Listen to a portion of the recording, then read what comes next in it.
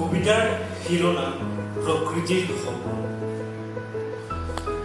এটা আশাসুদীয়া সপোনৰ আৰম্ভণি, এটা সপোন থকা জীৱনৰ আৰম্ভণি। গছবোৰ পশুবোৰে হয়তো বতাহত কিবা গোন্ধ পাইছিল, মোৰ গাত এটা নিচা লাগিছিল।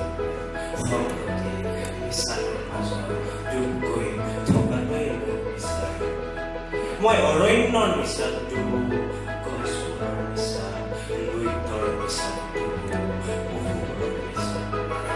সাঁচিপাতৰ বাকলি অথবা পাতলাৰ বাগিচা, নিচা এটা থাকিবই লাগে। সকলো থাকিব জীৱন যুঁজ, প্ৰেম অৰণ্য। আজিচোন নদীবোৰ নবয় আগৰ দৰে, ইয়াতেইতো আছিল নদীখন। তাত কিছুমান সপোন বাস কৰিছিল, আশাই বাঢ়ি মেলিছিল।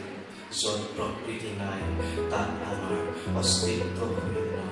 যুগ সলনি হয়, সময় সলনি হয়, অতি আশাৰে ৰৈছো মই